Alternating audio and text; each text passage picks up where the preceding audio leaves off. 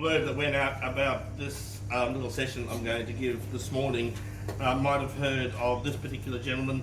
This is one of my favourite books of all time, called What Got You Here Won't Get You There by Marshall Goldsmith. Marshall Goldsmith, I know you want to have a look at it, I know you want to touch it.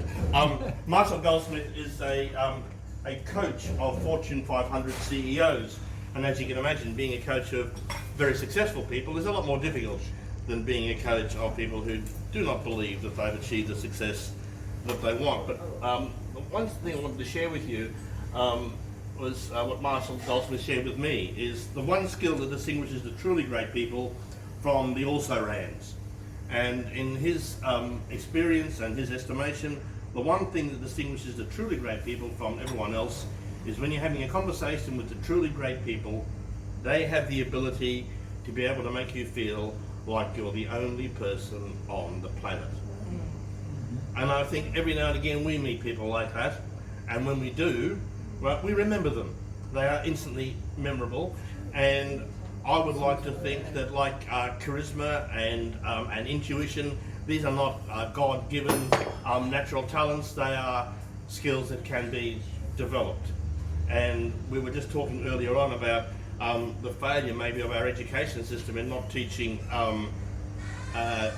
financial management. And my younger son at the moment is doing a program at his school called Personal Life Skills, and nowhere in there have I seen financial management. They cover everything from relationships to physical health to drugs and alcohol, but they don't actually cover money.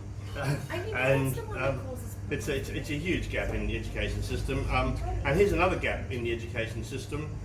8 years ago, myself and my partner wrote a book on listening skills to go into high schools and into universities.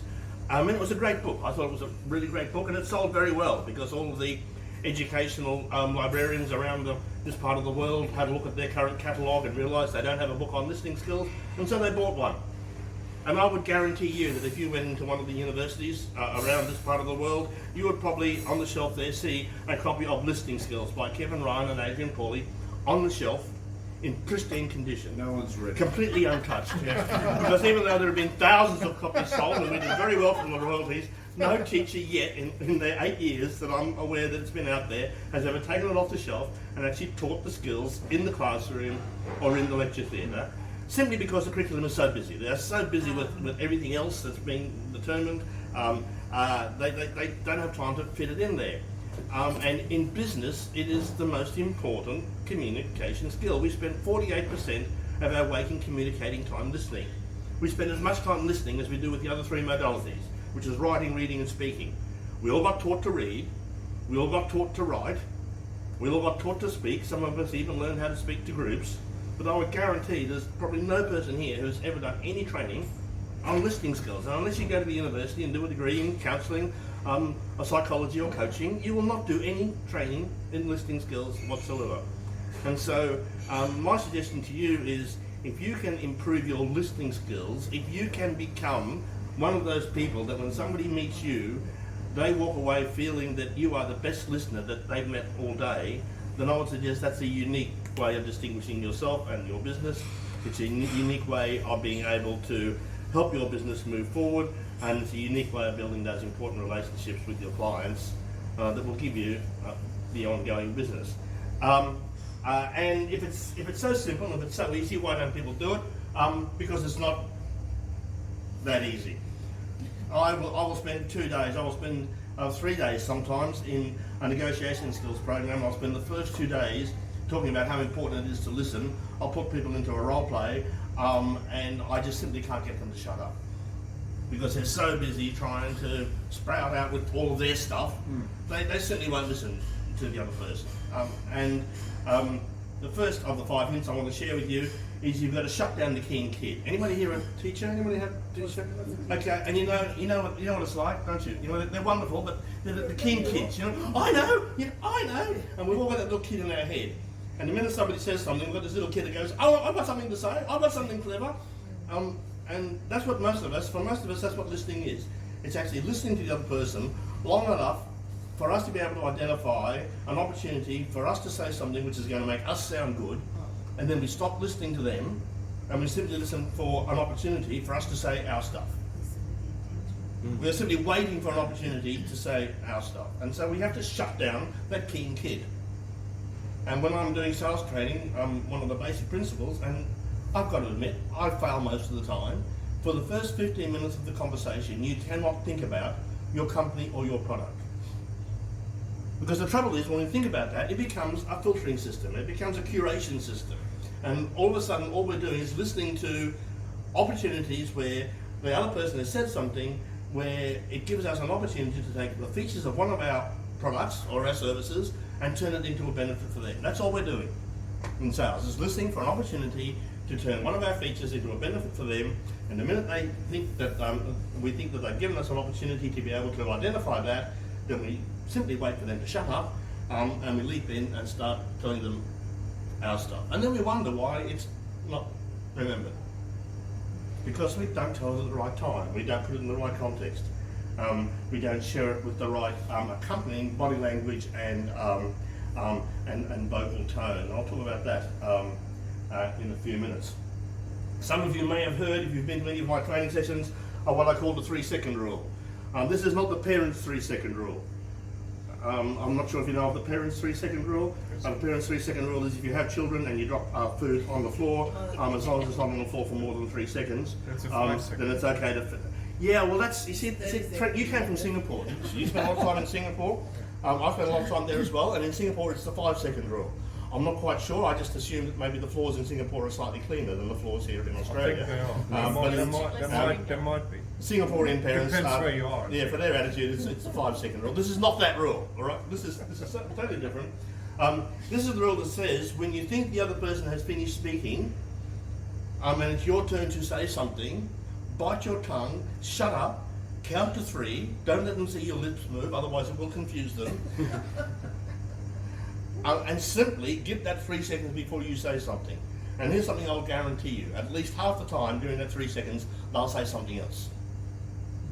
Our mind is going too fast for the other person we're speaking to. If we're in a client conversation and we're in an area where it's our area of expertise rather than theirs, our mind will always go faster than them.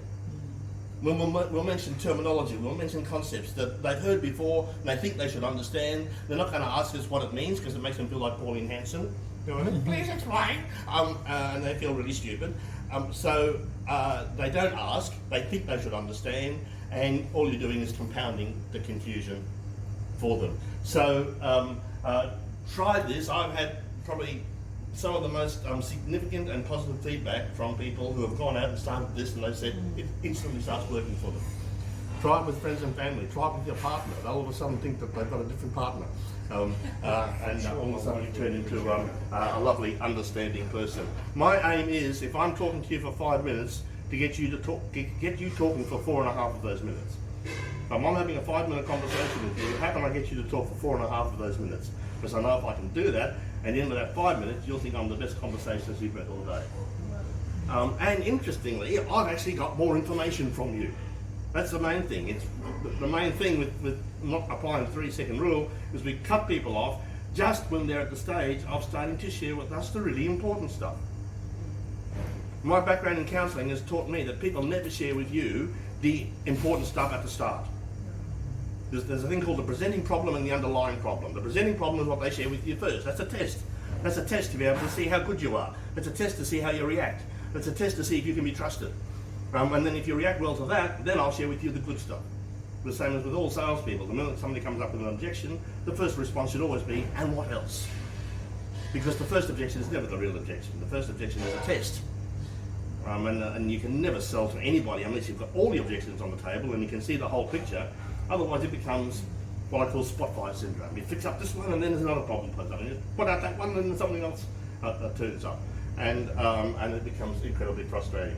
So I can guarantee you can apply the 3-second rule instantly and it will make a difference.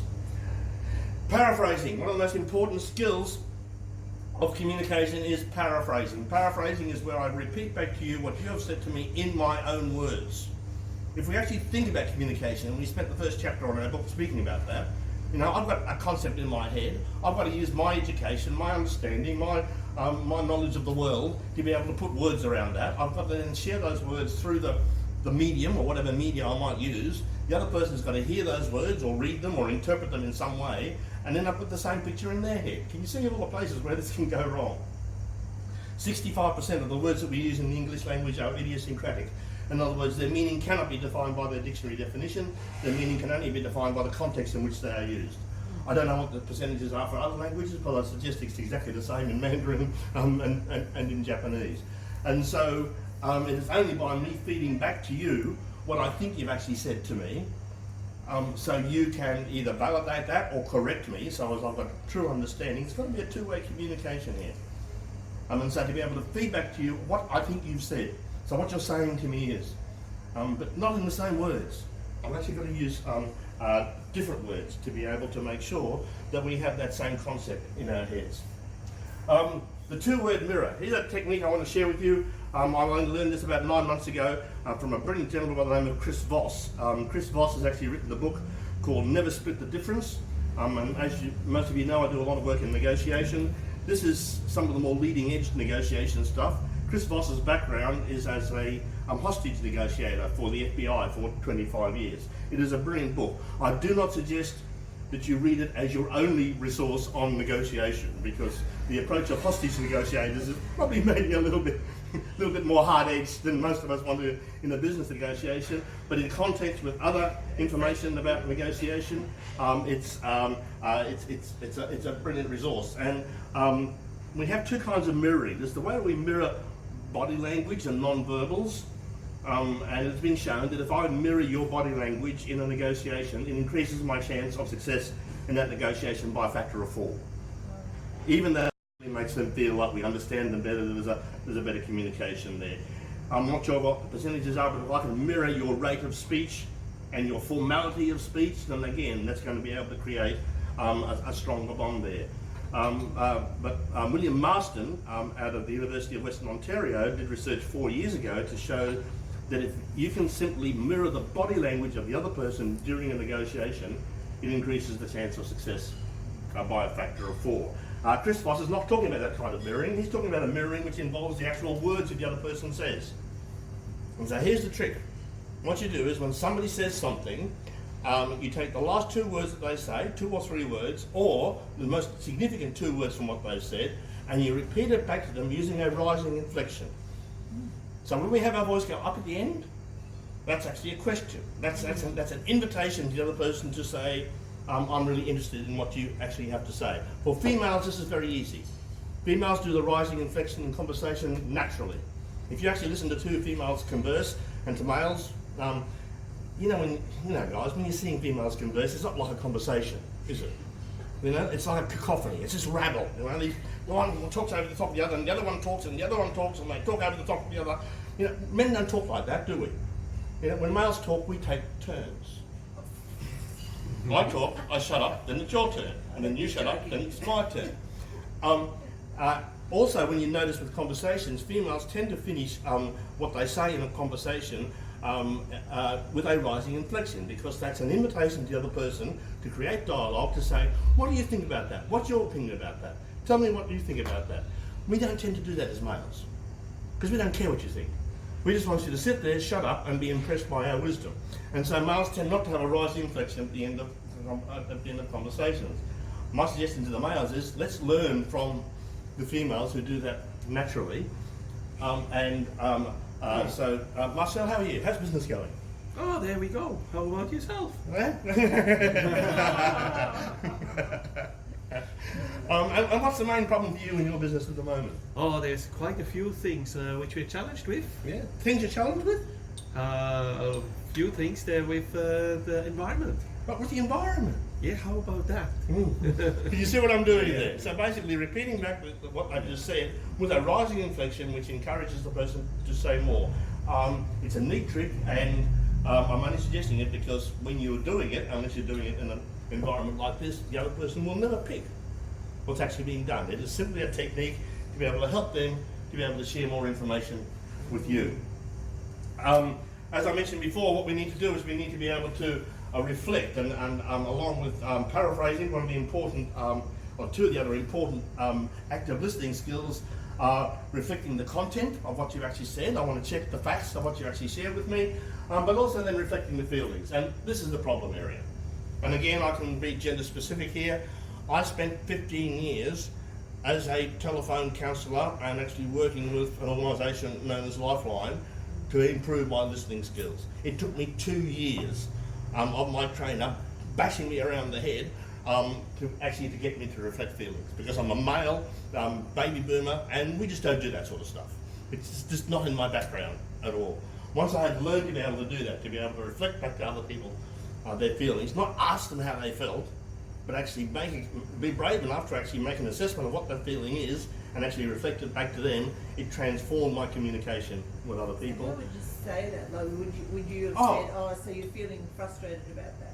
Yeah, great question, Bev. And so I would like to suggest to you that you actually put this together with prompt phrases like this. So what's happening for you is life's pretty busy at the moment, particularly now that you've just finished moving house. And this is making you feel probably pretty exhausted and maybe also a little bit relieved that you finally got the biggest challenge over with. So what I'm doing, putting that into, and what you're looking for is a